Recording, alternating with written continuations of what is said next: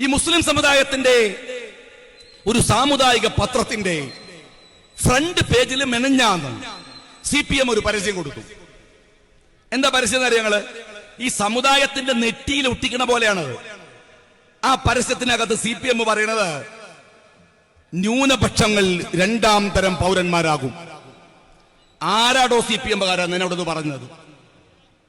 ന്യൂനപക്ഷങ്ങൾ രണ്ടാം തരം പൗരൻ. രണ്ടാം തരം പൗരൻ എന്നത് നിങ്ങൾ ഇവിടുത്തെ RSS ഇട്ട് കൊടുക്കുന്ന വടിയാണ്. ലവ് ജിഹാദ് കൊടുത്ത പോലെ അങ്ങനെ ഒരു പ്രയോഗം ഒരു പത്രത്തിന്റെ ഫ്രണ്ട് പേജിൽ. ഞാൻ ചോദിക്കട്ടെ, നിങ്ങള് സമുദായ പത്രത്തിന്റെ ഫ്രണ്ട് പേജിൽ കൊടുത്ത പരസ്യം, ഈ വാചകം മാതൃഭൂമിയുടെ ഫ്രണ്ട് പേജിൽ നിങ്ങൾ കൊടുക്കോ? ന്യൂനപക്ഷങ്ങൾ രണ്ടാം തരം പൗരന്മാരെന്ന് ദേശാഭിമാനിയുടെ പത്രത്തിൽ കൊടുക്കോ?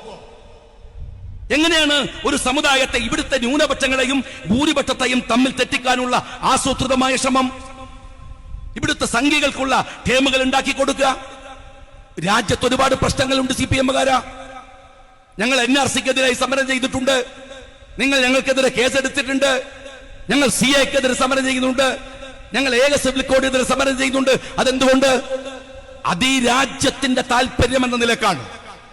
അല്ലാതെ അത് ഞങ്ങളുടെ ഭയമോ ഞങ്ങളുടെ ദുർബലതയോ അല്ല.